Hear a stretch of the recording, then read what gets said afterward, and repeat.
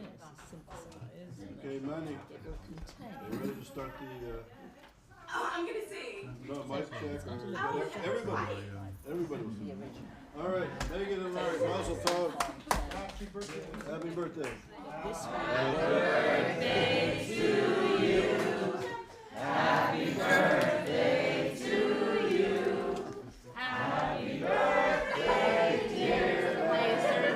Megan.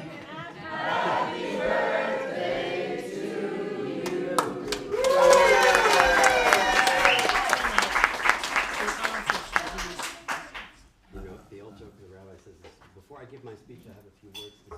But, I won't do that. But all days, thank you very, very much. And I thought of planning to do this later. So there's a donut for everybody. I was going to do it like for the afternoon break. So in the afternoon break, we'll put out donuts and everybody have. What you doing now? Aren't you afraid of interrupt with? Fine.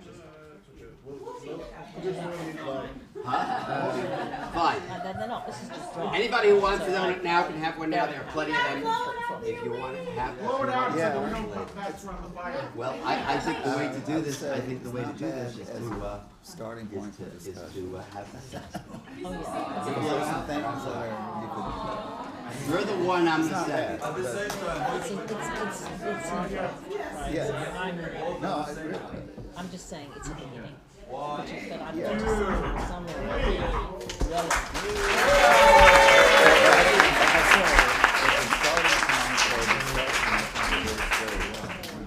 so that we can So all the good things. So again, if you want the donut now, if you want, they'll be playing at the afternoon break. There'll be more. So this is not just but I'm saying the whole point is this is the old shit, right? This is GPT, and this is never back in other words, I wanted to go out like Sure. Charles, when do you decide when you want me to start telling? Yeah, You know how to No, don't worry. Yeah. anyway, that's what I'm working. That's where we are now. right on. I love me, thank you. Good work. You did really interesting. You always have you're original. You're truly original. Look what we got here. They're celebrating. It's a birthday. They're celebrating. Birthday donut. It's Laser's birthday today. Anyway, I would love to keep sharing with you because obviously I do. It's not. Anybody miss happy It's birthday? never easy. It's an ongoing process. Well, anytime you Take it, so nobody can make your fingers. I'll let you. I'll get you a napkin, David. Yeah, put it on there, and I'll get you a napkin.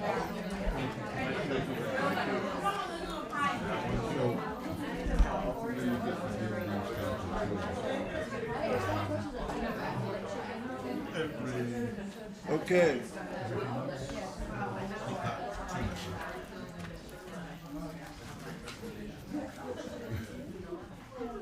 Okay. So as Daniel was about to ask the question yesterday, we left off. Jonathan will be speaking about Israel, Iran, and the Arab states, a strategic overview of the Middle East, and I think apropos of what Jonathan was speaking about yesterday, I don't know if you're following the news, there was an incident in Lebanon 2 days ago, and now there seems to be a little tension emerging between the Christian community or Christian political parties and Hezbollah. So that seems to be potentially brewing a little bit. So all this is, as always, timely. So thank you, Jonathan. Thanks, Charles.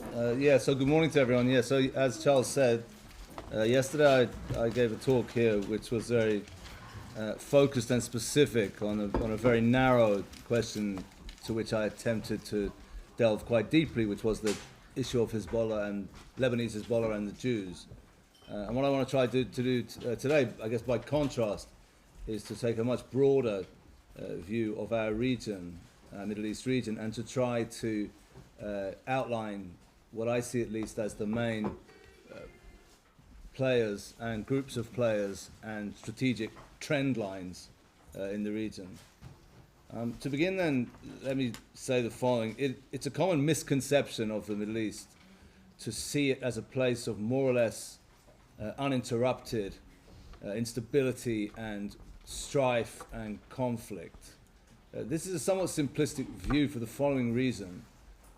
For most of the last half century, in the populated parts of the Arab world, and again, I should be clear that I'm speaking mainly about what Orientalists would have called the Levant and Mesopotamia, that is to say, the populated parts of the Arab world. Iraq, highly populated. There's not the Gulf and not really North Africa either, which I regard as a different category of analysis.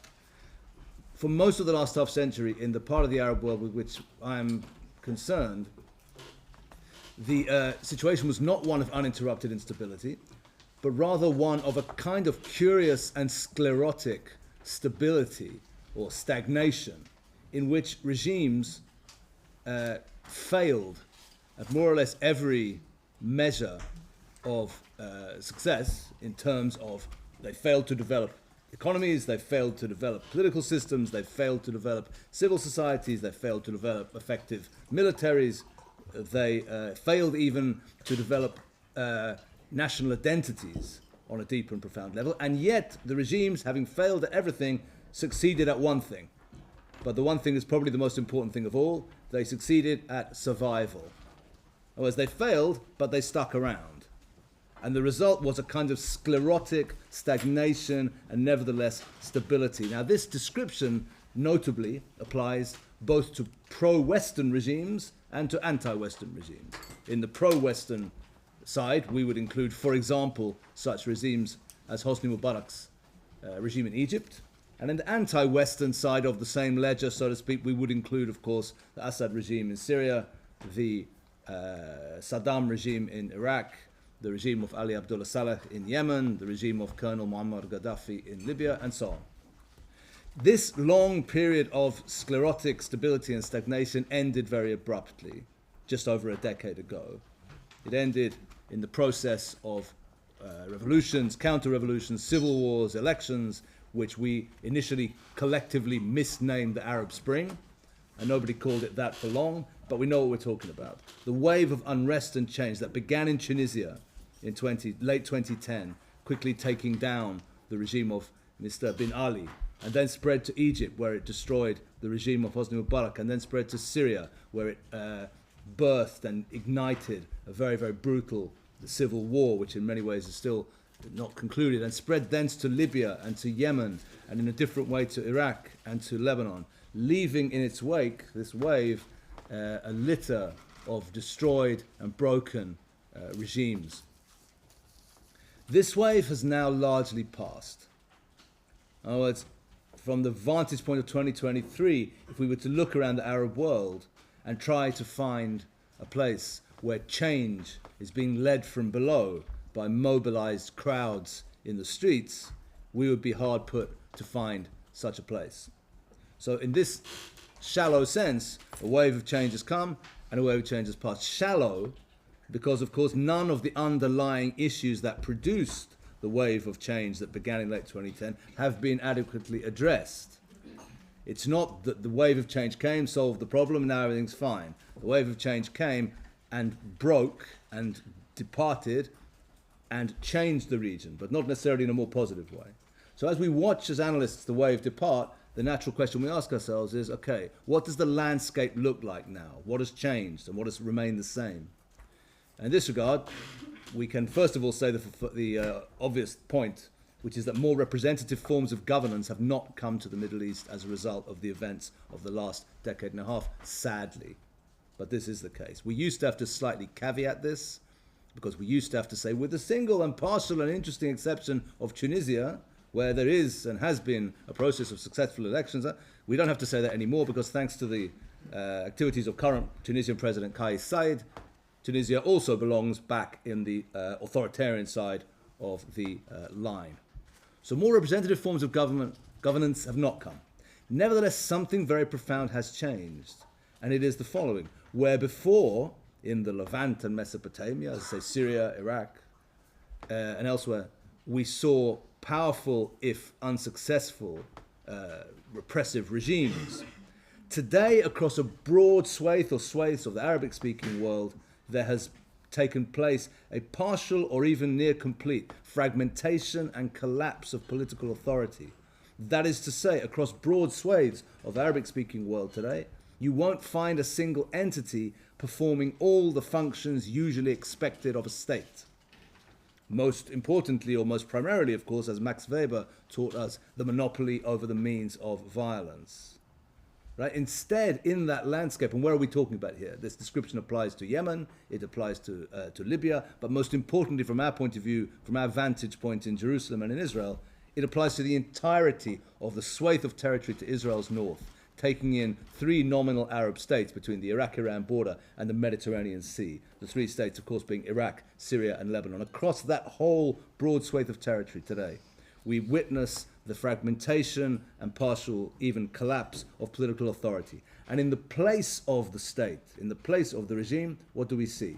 What we see are areas of control, physical or political, and a kind of war over the ruins being fought out by organizations capable of combining under one banner political and military capacity, often organized on religious or ethnic sectarian or even tribal loyalty.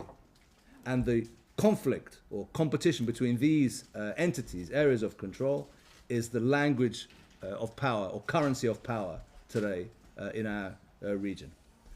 An important point to note from the vantage point of 2023 is if we look at that map, we see that all of the organizations in question work for a state. This was not always the case. 5 years ago, if you'd looked at the same landscape, let's take Syria as the best example. If you looked at Syria 5 years ago, you would have seen organizations of this type, I mean political, military organizations holding de facto power on the ground, which were genuinely independent, not working for any state. What examples can we think of that? Most obvious example is the thing that called itself Islamic State. The Islamic State was a dreadful and evil organization, of course, but it also didn't work for anybody else. It worked for itself. Right? A more morally positive example would be the early iteration of the Syrian rebellion. The Syrian rebels, in the early stages of their existence, didn't work for anybody else. They worked for themselves. But today, in a kind of process of elimination, all the groups that didn't work for somebody else have disappeared, and everybody that's on the board today, so to speak, works for somebody else. What do I mean by that? Lebanese Hezbollah controls Lebanon, as we discussed yesterday. But Lebanese Hezbollah works for Iran. It doesn't last one day without Iranian support. Again, a more morally positive example, the Syrian Democratic Forces, the Kurdish-dominated forces that work with the Americans in the northeast of Syria, work for the Americans. As I say, they wouldn't last one day if the 900 American troops who worked with them departed, and so on and so forth. The Islamist remnants of the Syrian rebellion in the northwest of Syria work for Turkey, and they don't last a single day without Turkey, etc., etc., etc. Which means that the region has fragmented and authority has to some degree collapsed, and yet state authority, or the machinations of states, remains the single most important gauge of power. If you're not working for a powerful state, you ain't nowhere. Which means that the next question which we need to ask ourselves is, okay, well then if everyone's working for states, then which states? Who are the powerful states? Who are the powerful groups of states? Who's fighting who? And who's winning? In this regard, then, let me say the following. The single most cohesive, not necessarily the strongest, but the single most cohesive and well-crystallized state-led regional alliance in our Middle East today is the alliance led by Islamic Republic of Iran. Note again the caveats, not necessarily the strongest, weak in lots of ways, but nevertheless cohesive and united. Who are we talking about when we say the Iran-led regional alliance? Well, Iran itself, obviously, the Assad regime in Syria, Hezbollah in Lebanon, who we talked about yesterday, the Houthis or Ansar Allah movement in Yemen, the Islamic Jihad movement among the Palestinians, not entirely Hamas. Hamas is a more complex question in this regard. And in my estimation, at least, although not everybody agrees with me, the government of Iraq.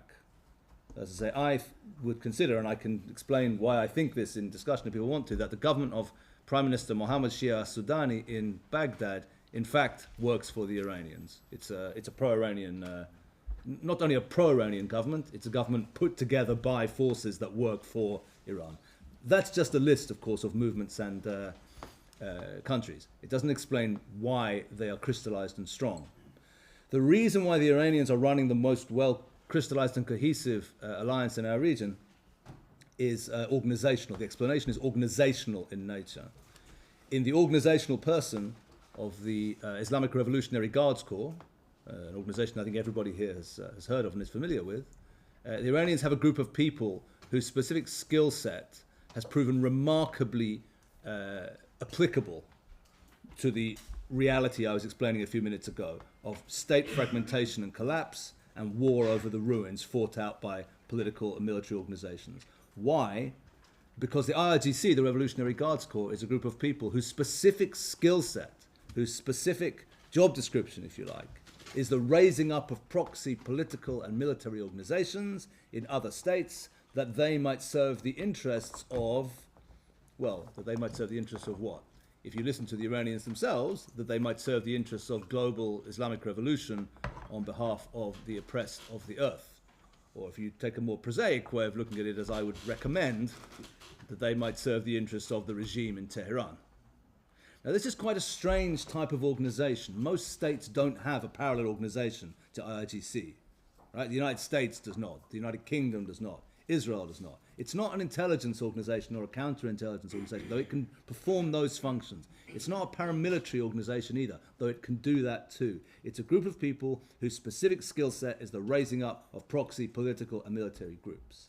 Now, here's the thing. Most of the time, when states are strong and have powerful security and defense structures, the possession by a state of an organization of this kind might be little more than a kind of conceit.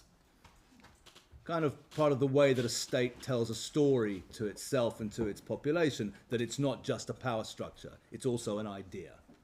If we can think of an example, so those of us who are old enough to remember, in the dying days of the Soviet Union, a creaking, repressive state, also told a story about itself that it was in fact the center of a global revolutionary movement, communist movement. And there were even resources put into that, even though it was a fiction.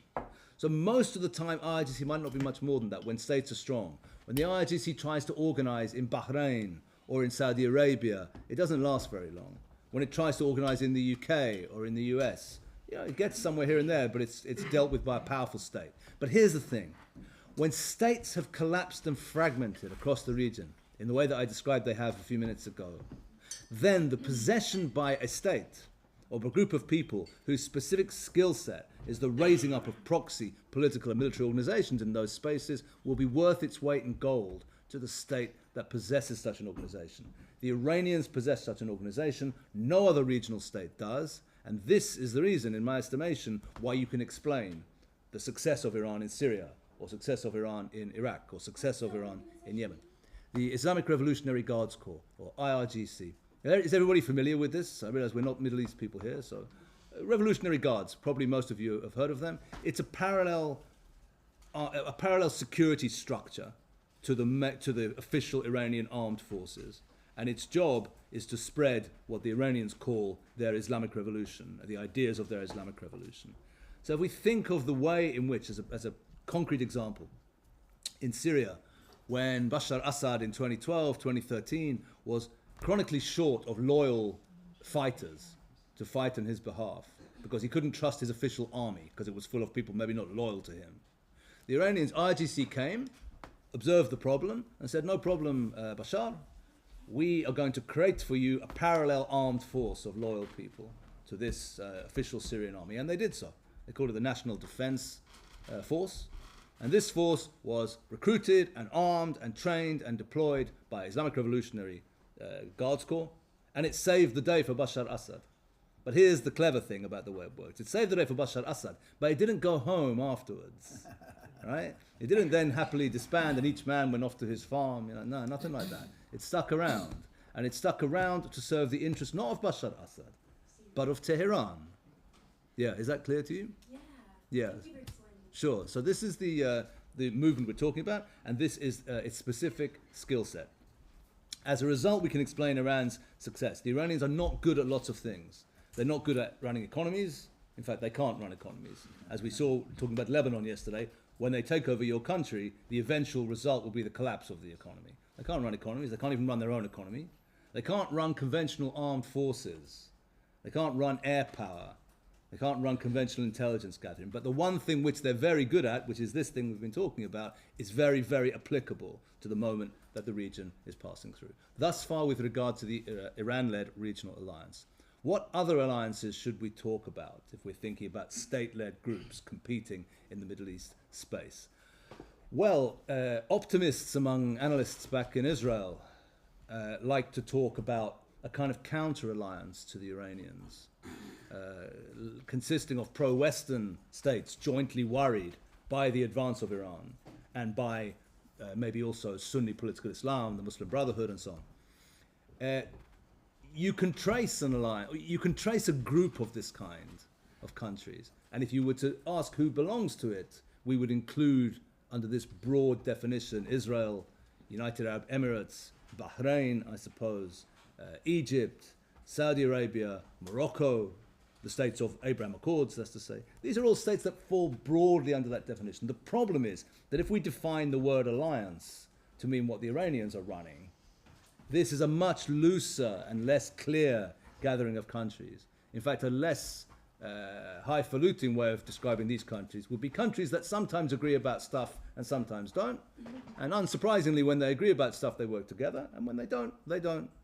That's something very different to what the Iranians are running, which is a thing controlled by Iran, where everybody else more or less has to do what they're told. So what can we see in practice from this? On the credit side of the ledger, in terms of this pro-Western alliance, the Abraham Accords, of course, which were a formalization of de facto relationships of cooperation between Israel and United Arab Emirates, Israel and Bahrain, and so on and so forth. This is very positive.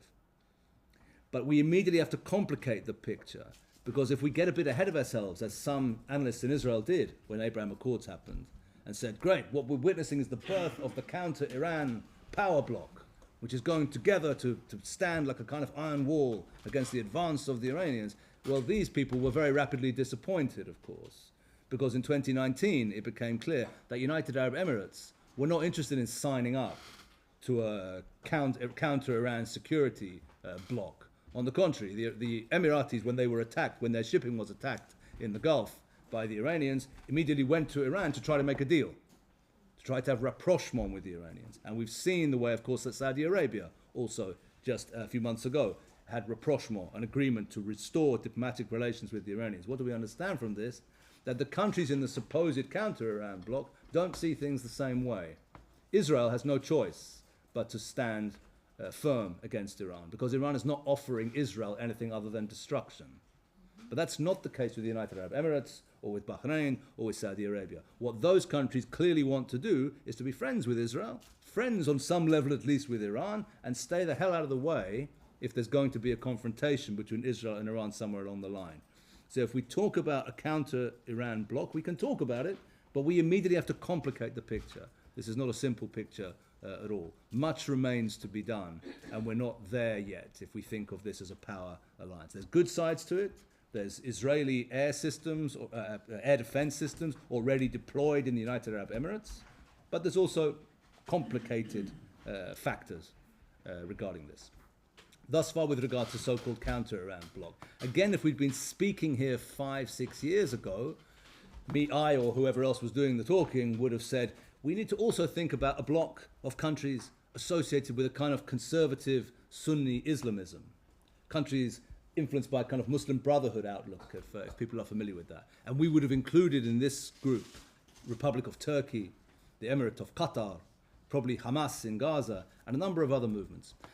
Today, we hardly even need to mention those movements, because as we have seen, the triumph of Sunni political Islam, or the rise of Sunni political Islam in our region, was bright but very brief. Yeah?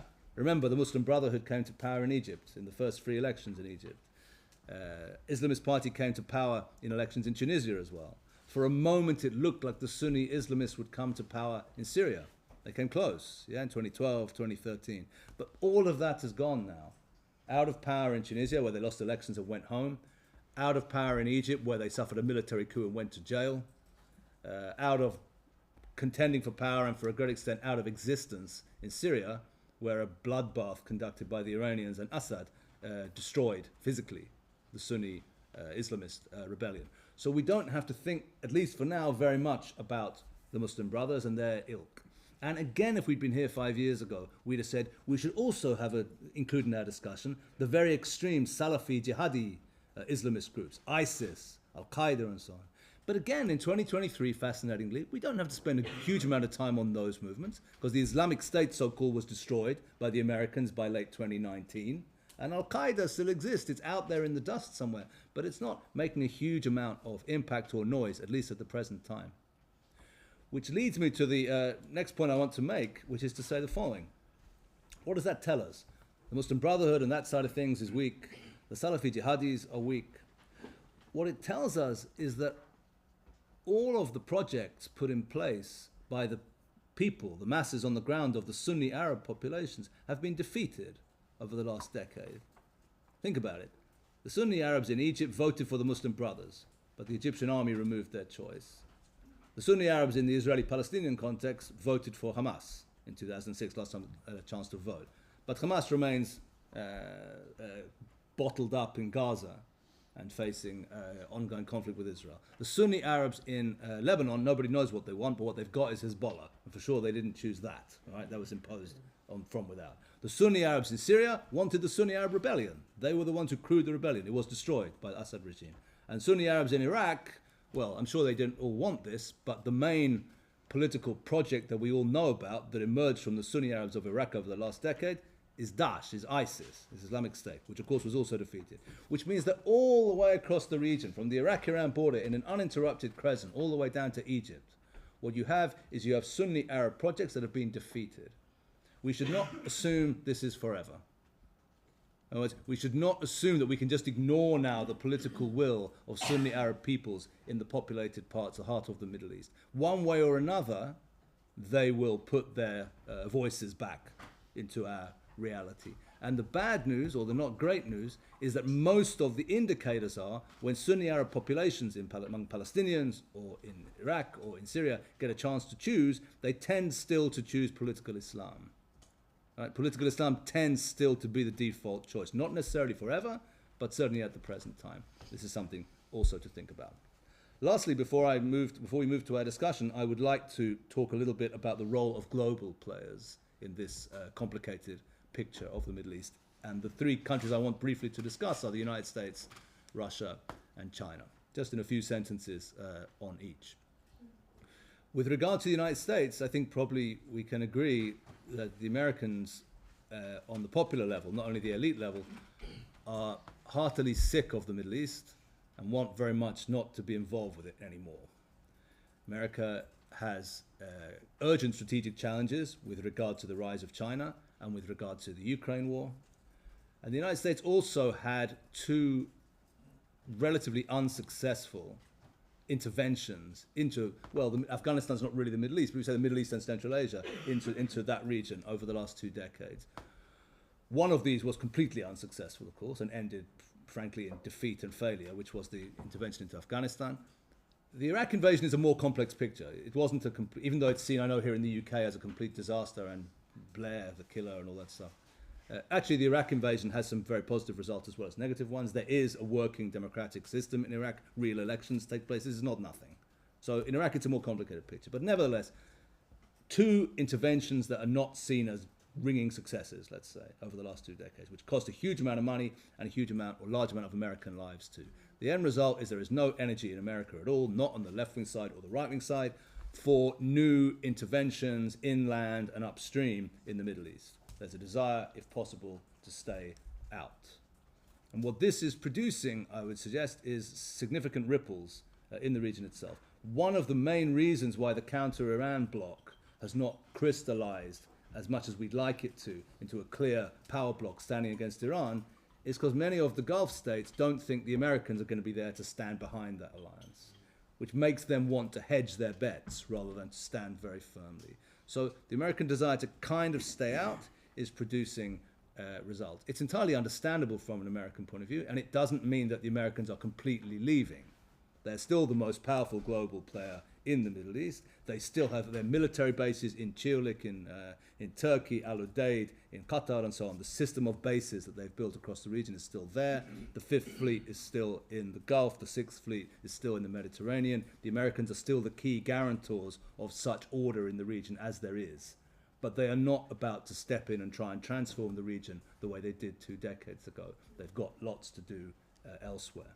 Thus far with regard to the United States. With regard to Russia, in a way the situation is similar, but on a smaller scale. That's to say, we all thought a few years ago that the Russians were coming swooping back into the region because they had a relatively successful intervention on the cheap in Syria.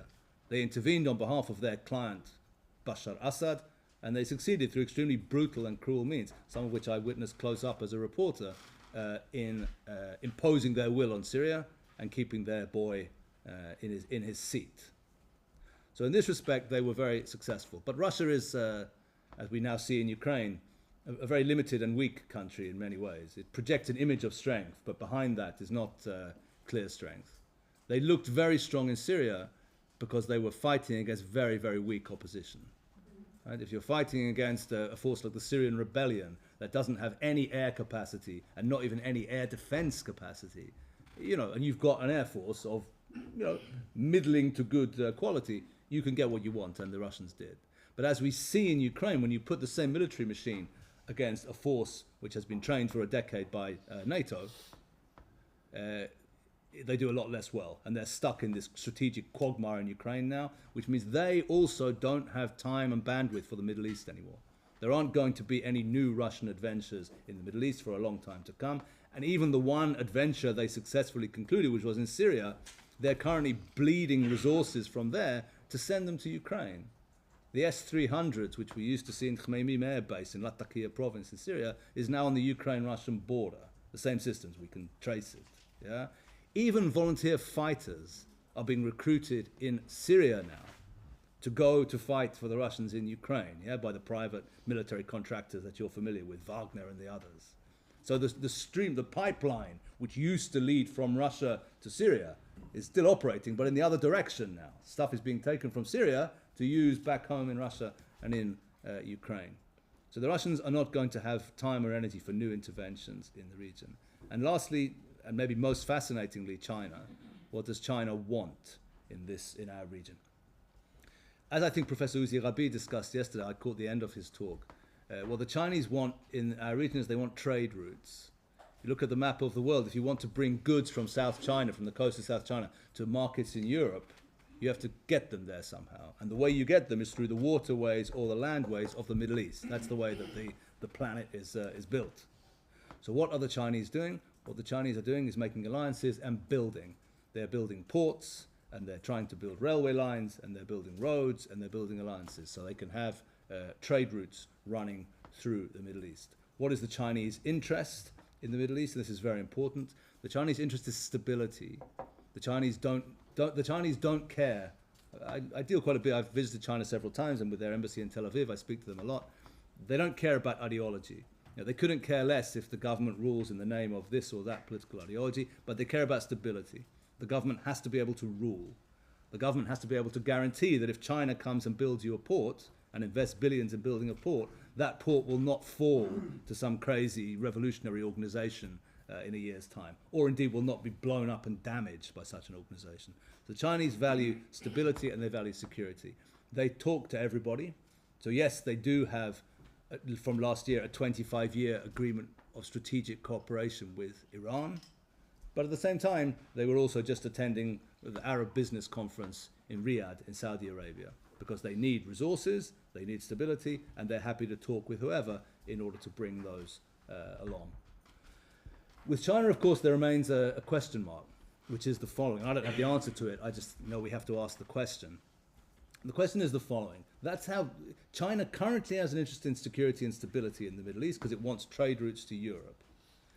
But if we're going to witness in the years ahead the key global competition being that between the United States and the People's Republic of China, as we may indeed be going to witness, we know from history that Cold Wars don't leave any part of the world untouched.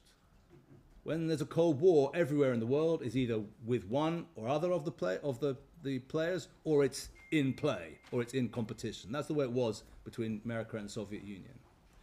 If this new emerging Cold War is going to be like that too, and I guess it may well be, then at a certain point, countries in the Middle East also are going to have to become either pro-American countries or pro-Chinese countries.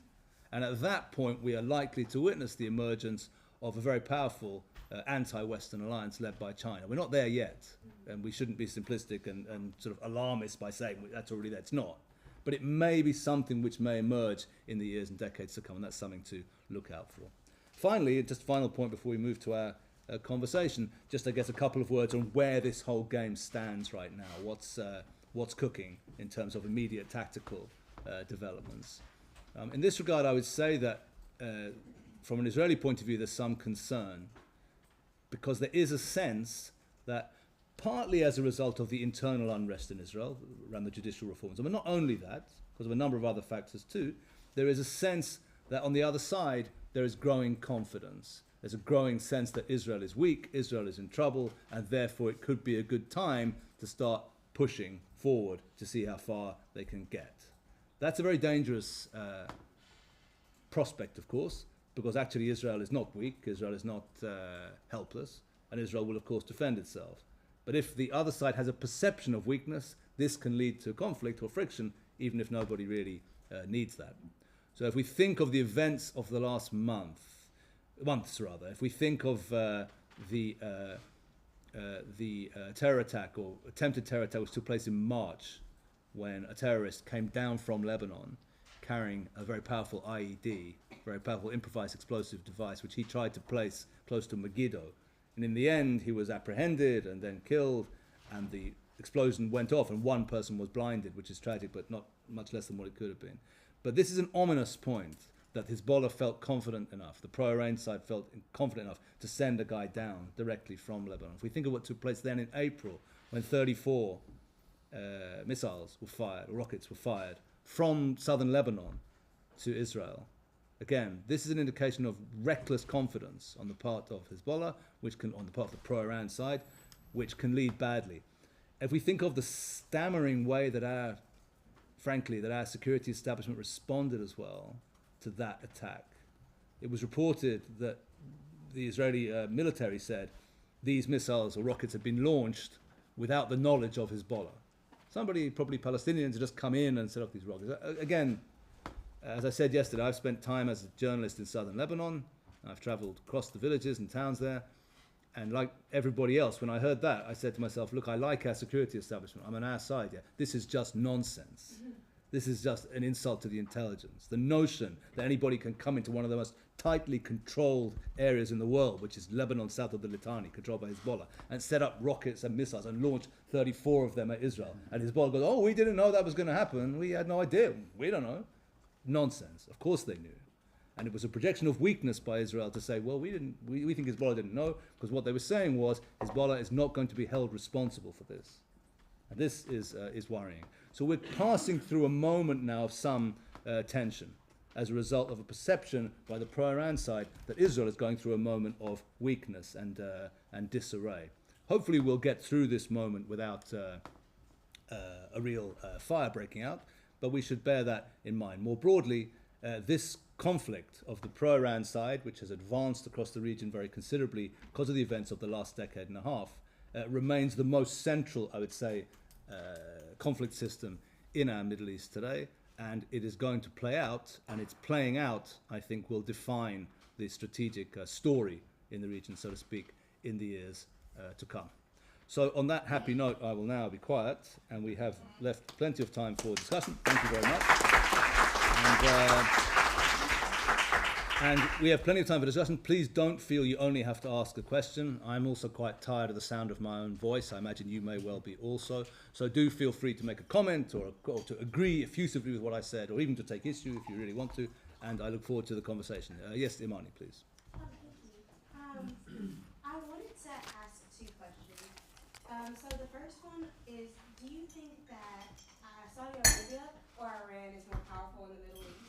Is what? Saudi Arabia or Iran, because from our conversations the other day, we know that Saudi Arabia is really powerful because if they form this alliance with Israel, then like that pretty much ends their conflict with other Middle Eastern countries in the region. However, from what you've been saying, Iran has this influence on all these other Middle Eastern countries. So I'm wondering who's the real power player in the Middle East? Saudi Arabia is powerful economically, but Saudi Arabia is very, very not powerful militarily. The Saudis cannot manage to transfer their huge economic wealth, which of course dwarfs that of the Iranians, into military success. And the problem is that in large parts of our region, power is defined not by money. Power is defined by guns and the ability to use them effectively. And the fact is that we know from the experience, the Saudis can't do proxy warfare, which the Iranians can do. Right now, the Saudis are not good at developing clients to work for them. We know that because they tried to do that in Syria. They tried to do it earlier on in Lebanon. They tried to do it also in Iraq, and they failed every time. They just don't know how to do this. So it's not easy to do, and they are among the people who don't know how to do it. Right? And they're also not good when they employ their own military, when they tried not to have proxies, but instead send their own army to do some work. Yeah? And we know that because that's, of course, what they tried to do in Yemen, where they intervened against an Iranian-supported insurgency, and they have failed, and they are now pulling out. They simply performed incompetently. So they can't do military stuff. They can, of course, do economic stuff. They can do that because they've got more or less endless amounts of money. So they can throw it at whoever they want to throw it at, and they can produce political influence as a result of that. So in one way, they're very powerful, and in another way, they're very fragile and very helpless. And this, I'm afraid, produces what we see with Saudi Arabia, which is that when they are attacked physically, they very quickly, try to appease. The fact is that in September 2019, a sort of Pearl Harbor type moment took place in our region when the Iranians, under the guise of the Houthis, attacked Saudi oil processing facilities in a place called Abqaiq and a place called Khurais. And for the best part of that day, they turned off the Saudi oil processing capacity with an enormous impact on global economics. The Iranians showed they could do that. The Saudis showed they didn't really have any defense against that. So the natural response then is to go and try and make a deal. And that's what the Saudis have now done with this Chinese brokered rapprochement with the Iranians. So the answer is the Iranians are weak economically, even incompetent economically, but they're good at a certain kind of proxy warfare, which is very relevant to the region. The Saudis are very strong economically, but they're not good at any kind of warfare. And that's what leads to the situation that we see. Wow. Yeah, yes, please. Two quick questions. I've never understood, you'll probably have a better answer, what Russia ever had to gain by its presence in Syria and support for Assad, other than just having perhaps a military force on the ground. And the second question is, do you expect Israel ever to use a China option as leverage against the United States or on the United States? Should we become somewhat politically difficult to manage in the United States' expectations on Israel? Very interesting questions. With regard to Russia in Syria, there are a couple of tangible strategic matters here. First of all, the naval bases in Tartus and Latakia, which the Russians have maintained on the coast of Syria, are the only naval bases that the Russians have outside of the former Soviet Union, and it enables them, will enable them to project power into the eastern Mediterranean. So that's something. And the other thing is the Khmeimim air base, which they have also in Latakia province. And again, this is a Russian military position outside of the former Soviet Union into the Middle East. So that's a matter of power projection. The Americans have their bases, the Russians have a base as well. But I don't think that these concrete strategic considerations were the only or even the main reason for the Russian intervention to defend and preserve Bashar Assad. I think there are 2 points to be made in this regard. One is that the Russian regime likes to present itself to its own people also as a global player. And I think we shouldn't underestimate the importance of this. Russian people kind of expect their government to appear to be a player on the global stage, and the Russian government doesn't like to disappoint its people. So there's an element of theatre to this, which doesn't make it any less real, but there's an element of projecting of an image in this. And the other issue, I think, was maybe even more practical, which was that the Russians wanted to show, not only for the audience in the Middle East, but for the audience globally, that the Russians stick by their allies.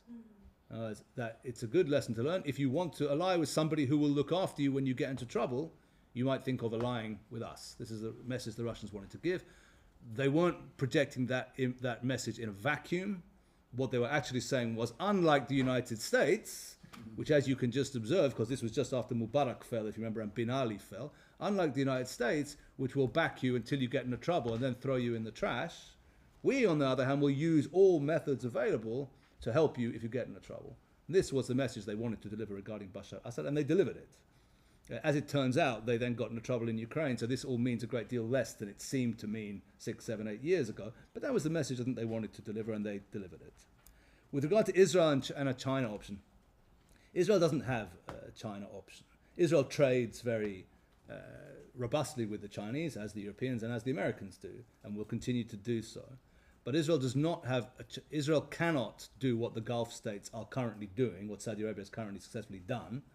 What has Saudi Arabia just successfully achieved vis-a-vis the Americans? By having a China-brokered rapprochement with Iran, they frightened the Americans, and the Americans are now running back to try to be friends with the Saudis again, right? That's what having a China option means, right? Something like that. You can leverage between two powers. Israel can't do that.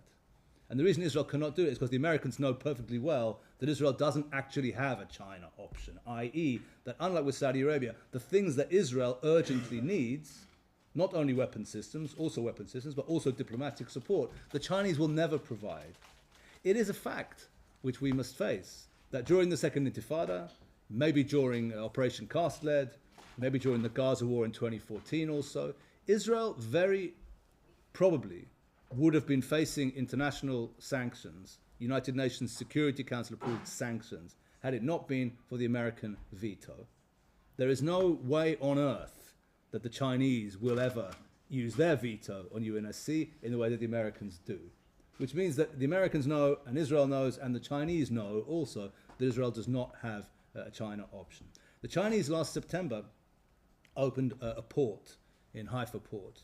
The Shanghai International Port Company opened up a container port which operates in Haifa.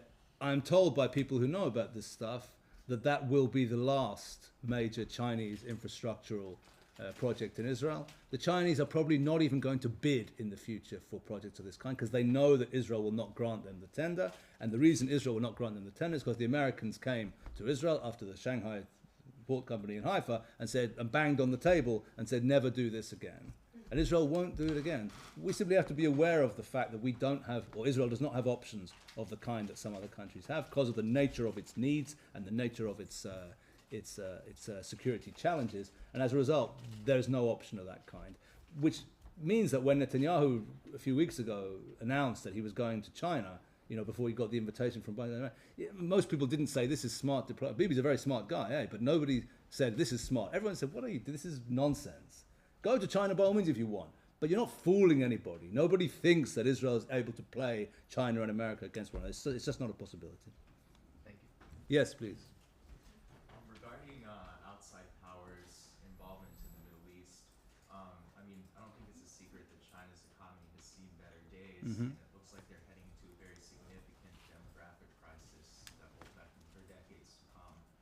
So do you think that some of these countries are putting their bets on the wrong horse, so to speak, or do you think they're aware of that? And then also, kind of going off that, India is also emerging as sort of a growing power. I think they also have investments in Kaifa Bay, and a lot of people obviously working in the Gulf are from India. So do you think that countries are also starting to look to them as an alternative? Okay, with regard to India, let me answer first of all.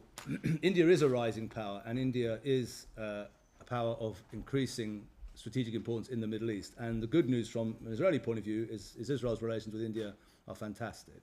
I said there is and not only on the elite level, but also on popular level. If we look at all available public opinion polls conducted in India on this question, the people of India are enormously supportive of Israel and sympathetic towards Israel. So it's a very, very good relationship, and it's only going to get stronger. And there is a diplomatic structure put in place by with the United States after the Abraham Accords, which puts together, sort of on a permanent forum footing, Israel, United Arab Emirates, the United States, and India in a sort of ongoing process of cooperation. So this is a very positive relationship. It's not only about defense technology, although there's lots of that, lots of defense tech being sold by Israel to India, but it's also about broader understandings. In a certain sense, if without putting it too simplistically, it's worth noting that Israel and India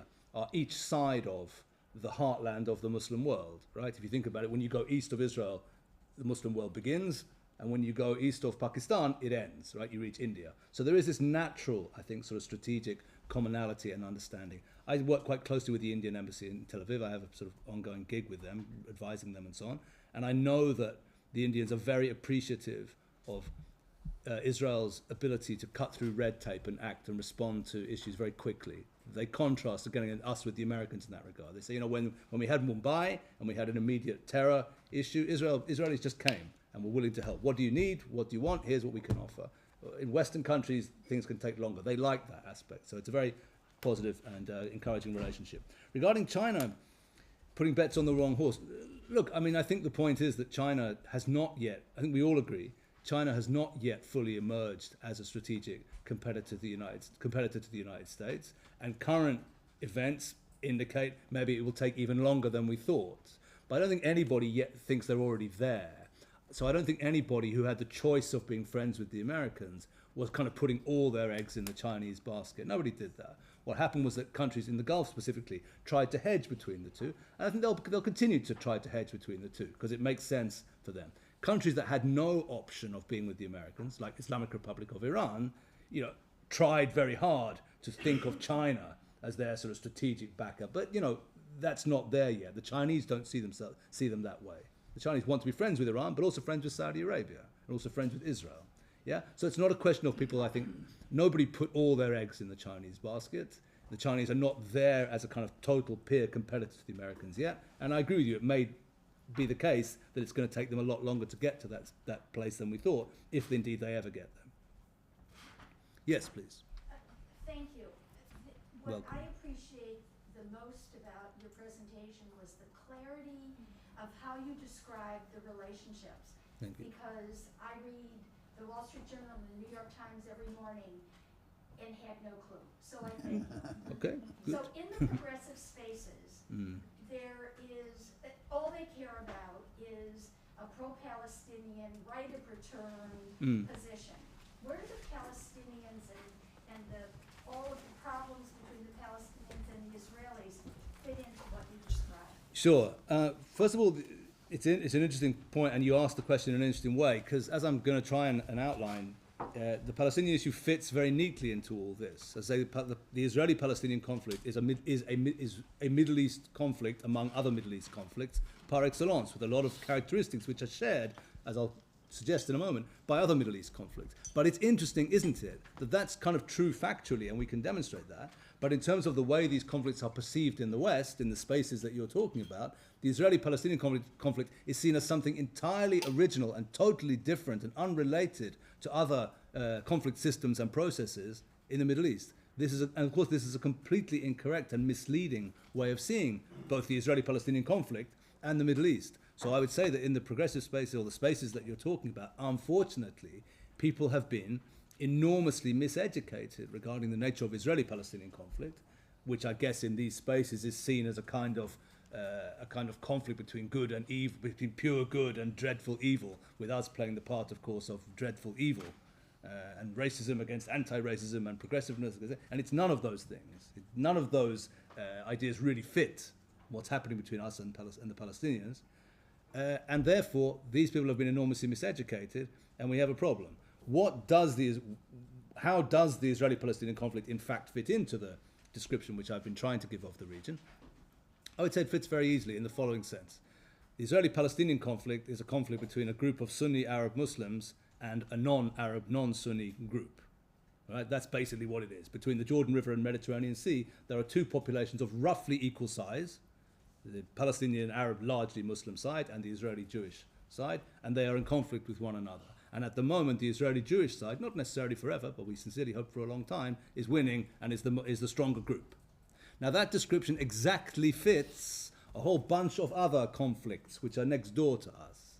Actually, that's the same as what's happening in Lebanon. I'm not trying to compare us to Hezbollah, of course. I'm simply saying that also in Lebanon, you have a situation of a Sunni Arab Muslim population and a non-Sunni population, and the non-Sunni group is the one which are winning.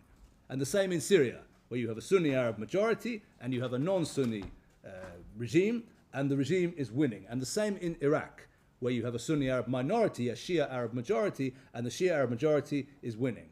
That is to say that the Israeli-Palestinian conflict fits very neatly into an uninterrupted chain of conflicts, stretching all the way, beginning from Egypt all the way up to the Iraq-Iran border, in which the Sunni Arab side is the side that is that is being defeated at the moment.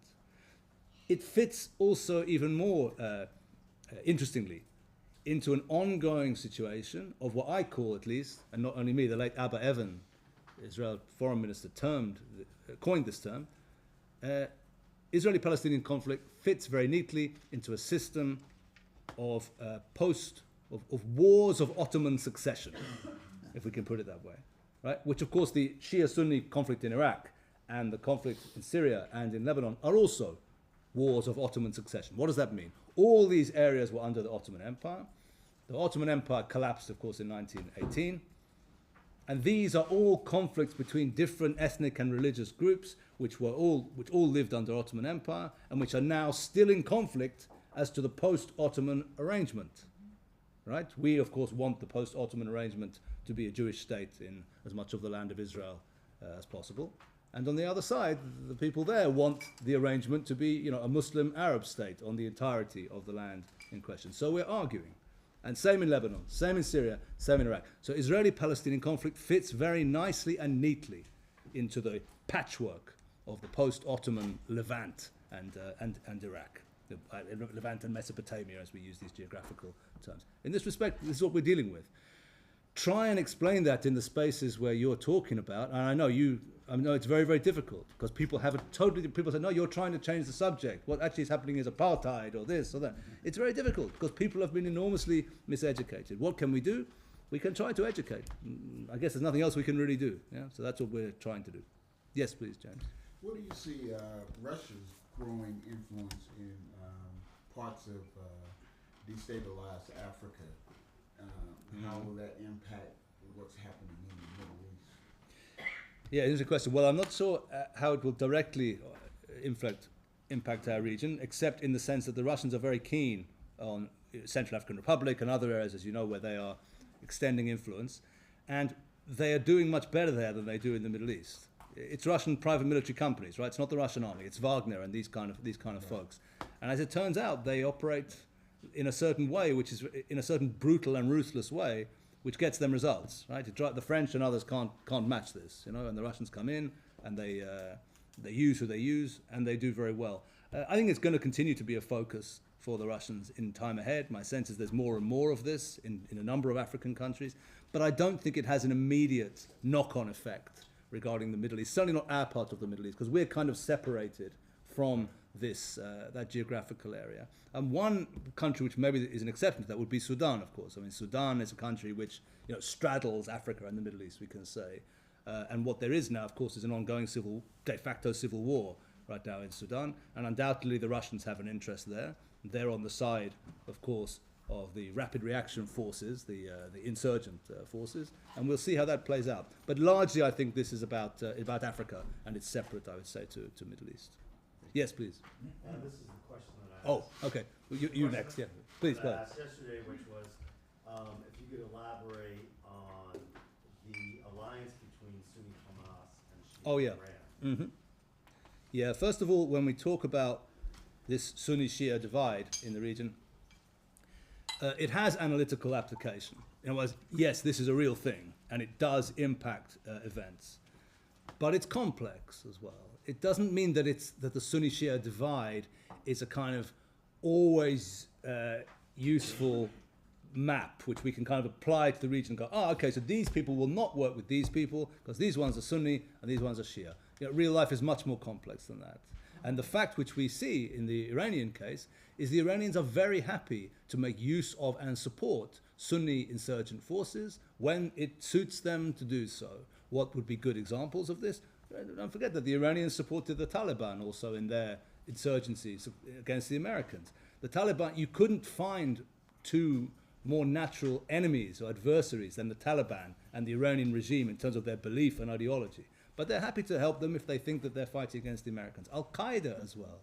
Leaders of Al-Qaeda, a guy called Saif al-Adil, a senior operative in Al-Qaeda, is resident in Tehran. But that doesn't make any sense at all religiously, right? I mean, the Salafis, the type of Sunni Islam which Al-Qaeda supports, is absolutely as far away from the Shia Iranians as it would be possible to get in a theological, ideological level, but they work together. Similarly with regard to Hamas and Iran. The fact of the matter is that, ideologically speaking, the Muslim Brotherhood outlook, which Hamas is part of, has very little. It has something in common, but it has relatively little in common with the Iranian outlook.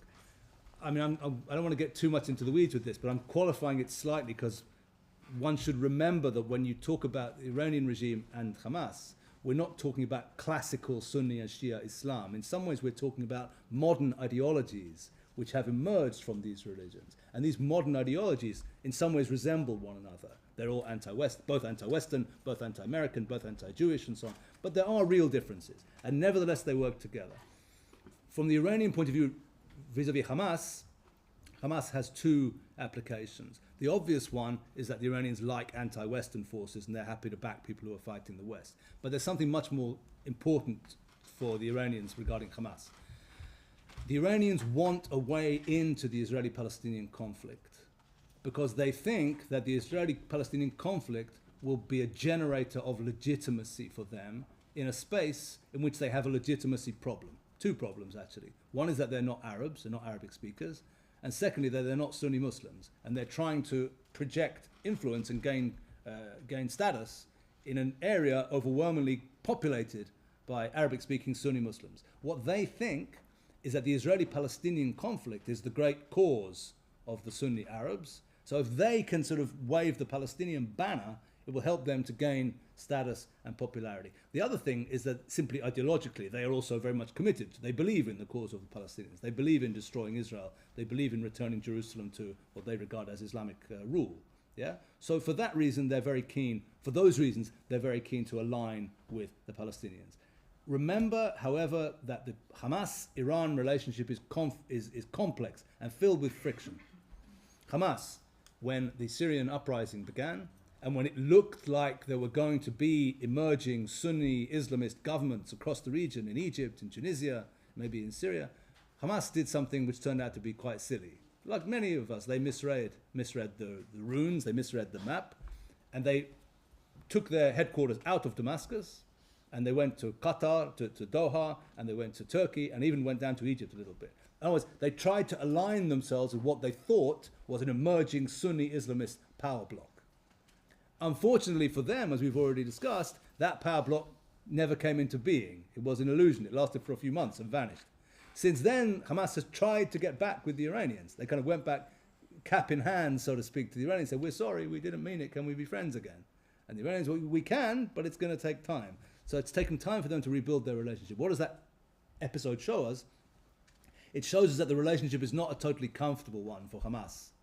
Hamas don't really like being with these Shia weirdos and these Persians. They'd like to be with their own kind of people. But power interests dictate that they have to draw close to the Iranians, so they do so. The Iranians are the only ones that give them the military capacity. The Hamas rocket building industry inside Gaza is a result of Iranian know-how. The Hamas people learned how to do that from the Iranians. So they need the Iranians, but it's not a totally comfortable relationship. And just remember that the real clients of the Iranians among the Palestinians is Islamic Jihad. It's not Hamas. And Islamic Jihad, unlike Hamas, is not a mass movement. It doesn't have real, deep roots in Palestinian society. It's more like a kind of military contracting company, actually, which the Iranians make use of. So they have their clients among this little strange group, but when it comes to a group with mass support, like Hamas has, they have a relationship, but it is of necessity a complex and somewhat ambiguous one. It sometimes works, but it sometimes breaks down depending on the reality of the region at the time. Yes, please. You had your hand up before. Yeah. Oh, no, sorry. Excuse me. This gentleman has had his hand up for a while, so please. Yeah. It's understood. I'm just pointing, and anyone could think it was them, but I meant it. Go ahead. Thank you, Jonathan, Sure. for all the light you shed on this issue. And I would like to go broad and to answer the question about China, that there is a lot of misinformation that China will collapse in no time. I'm sorry to disappoint, but they are not. And if you read China, actually, how it's built, how they have this the region, you will understand that they purposely left almost half of the country undeveloped. This is a strategy. It's known in capitalism that you need this undeveloped parts, and once you reach maturity or stagnation here, you start developing these other parts. And the population is another topic. I read reports that they are having a strategy that will start in 10 years' time, actually, to rejuvenate the population. So it's not going to happen. Yesterday, I was reading a report coming from the US that China was spending officially 297 billion in their military, but when they started actually analyzing all the companies that work with the military and feeding into the military, they had to add another 700 billion. So suddenly it became 1 trillion almost. So don't read superficially this thing. Going back to this convenience marriage between China and Russia. China is a smart guy, and they come for business, right? So the convenience marriage between China and Russia is Russia have the muscle. So if you go to Africa, and this is a slow process, very methodical, and you have to become the time to read what's going on and slowly understand what's going on. We know that the nerve of all war now is money and energy.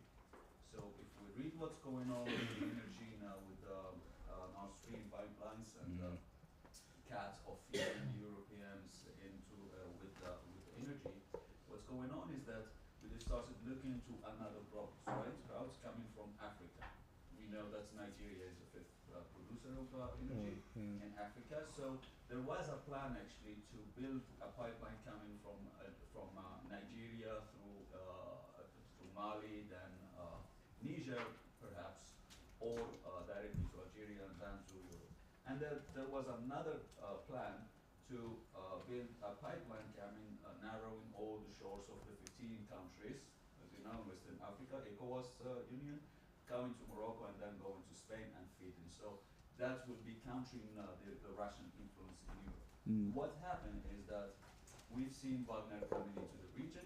We've seen that when they arrived to Mali with the support of Algeria, because that was a plan. If you put a country aligned with you ideologically, or at least dependent on you, for whatever reason, weapon coming from Russia and so on, it would be easier to build this pipeline, knowing that it's not feasible because the region is porous and you cannot manage all the terrorist groups and all the smuggling groups in the region.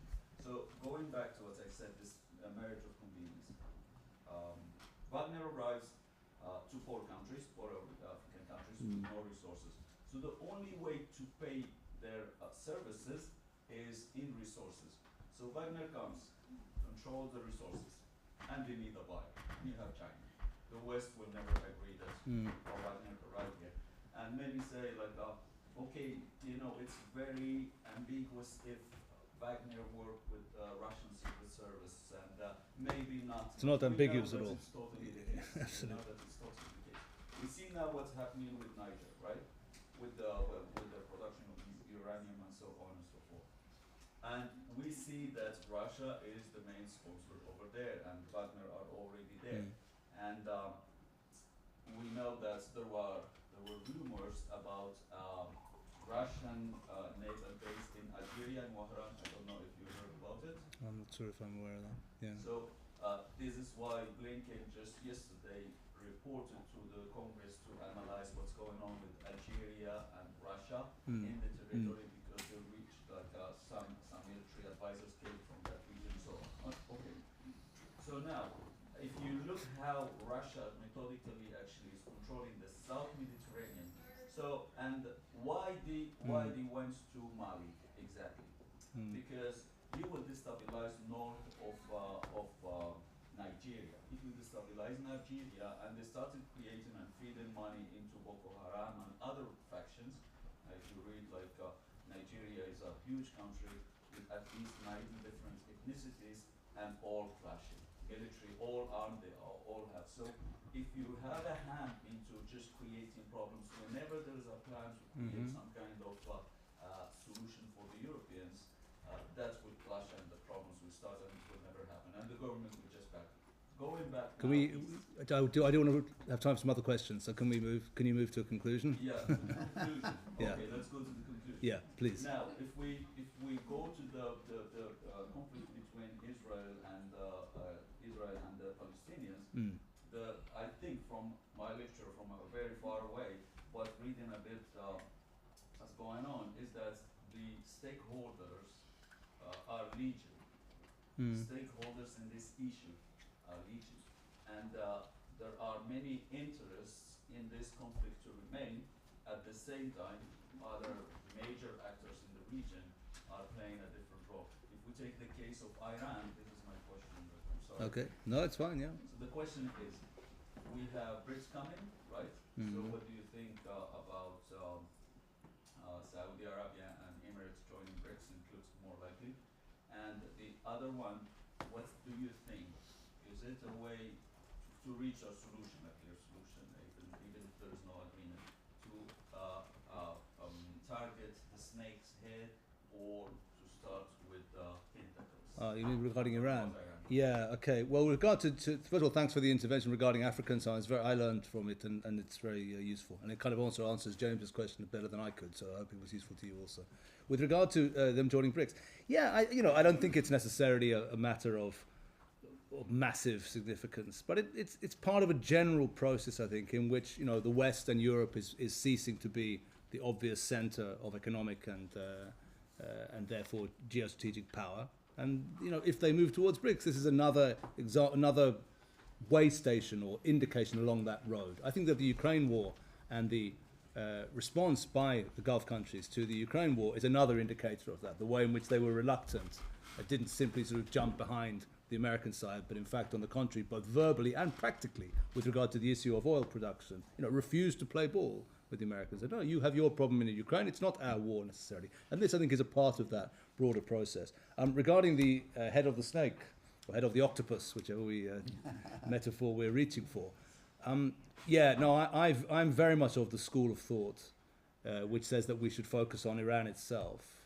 not only on the proxies. And as you know, in terms of, in Israel specifically, there is a very important discussion in this regard in sort of defense and security circles. And predictably, since everything is about money, the way the conversation breaks down is that those people for whom targeting the proxies would bring them resources, i.e. the army, are in favor of targeting the proxies, and those people who targeting Iran would bring them resources, i.e. the Air Force and the intelligence services, support that. This is the way which things tend to be, and it's okay. But it is a substantive discussion as well. And as somebody who's neither from the army nor from the Air Force, I can give only my own independent civilian opinion.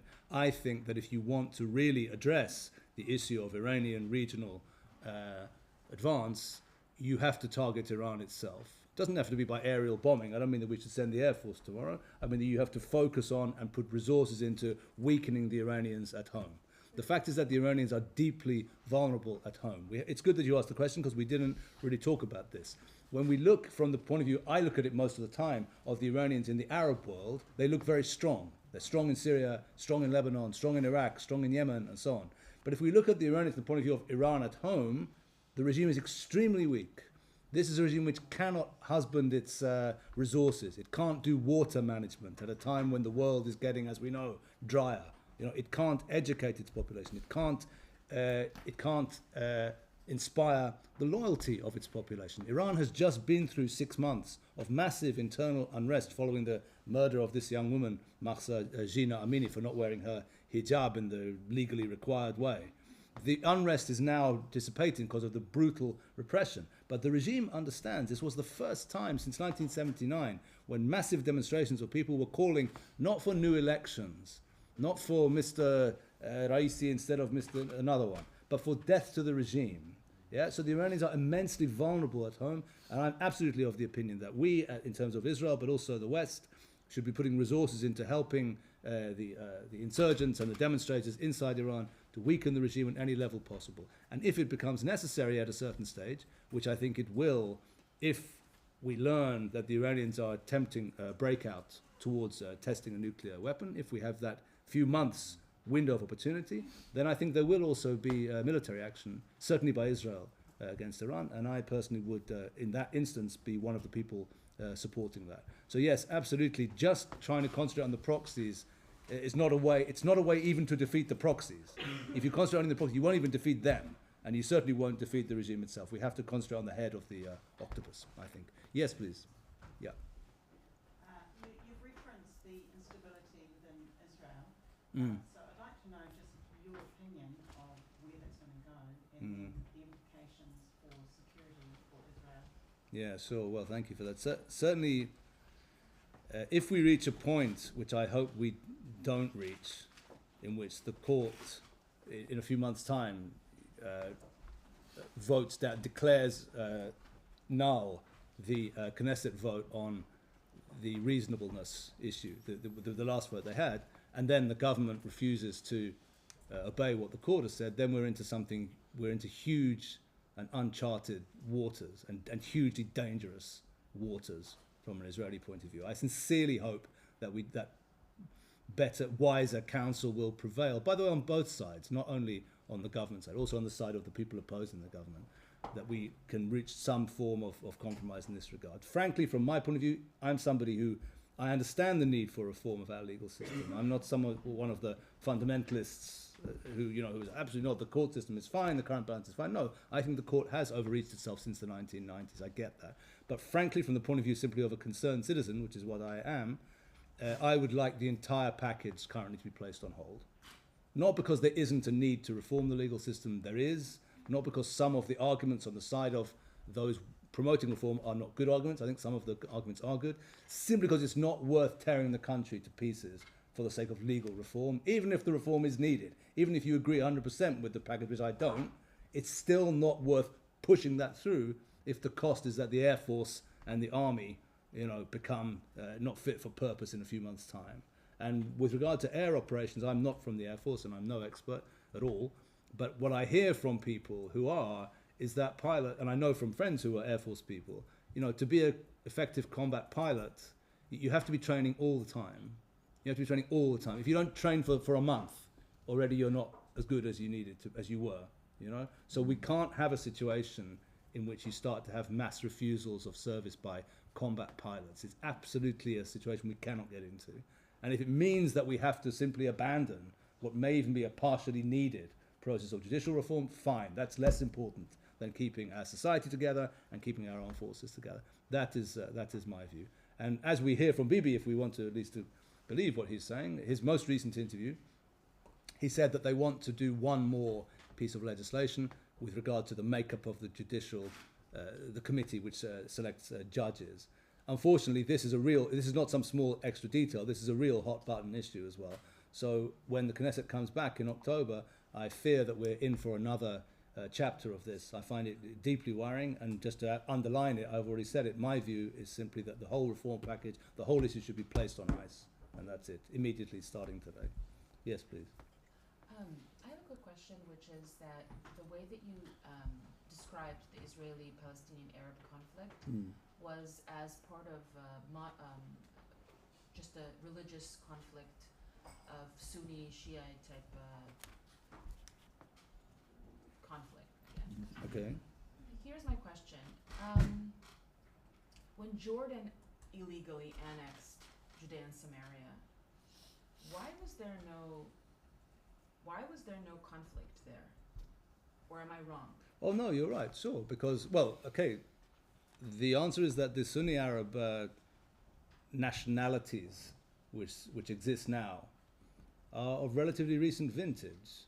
That's to say, it wouldn't be correct to say that, 100 years ago, if we'd gone to the Ottoman Empire in 1850 and we'd traveled from, let us say, Hebron to Beirut to Damascus, and we'd said to the people there, okay, you are Palestinians, you are Lebanese, and you are Syrians, the people wouldn't have had the faintest idea what we were talking about, literally. So these are relatively recent emergences.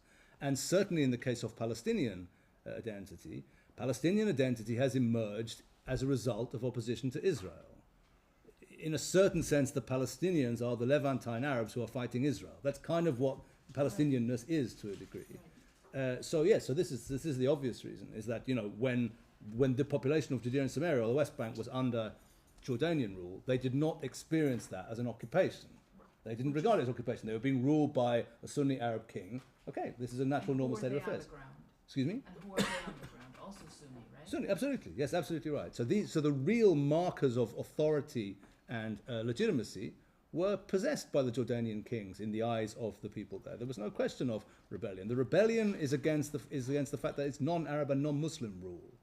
Not that they don't have the right to vote or whatever. They wouldn't have the right to vote under Jordan. Nobody in the entire Levant, that's not true, in Iraq they kind of do. In the entire Levant, with the exception of Arab citizens of Israel, none of the Arabic speakers have the right to vote anywhere. It's not about the issue of right to vote, it's about something much deeper. It's about identity and it's about legitimacy.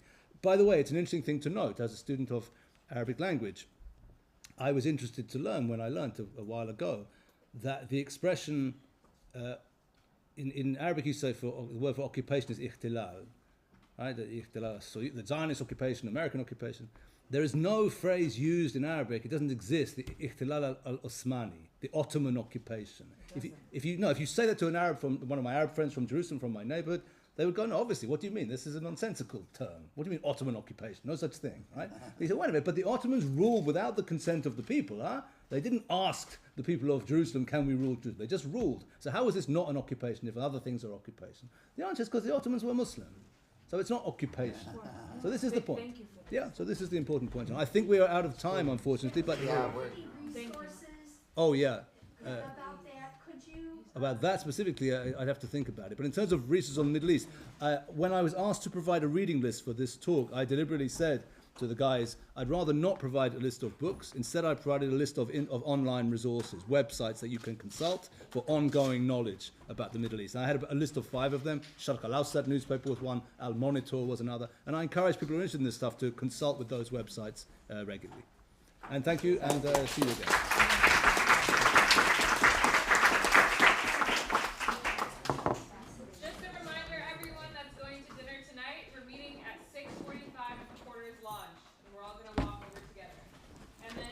That wants to do the tour with Marcus,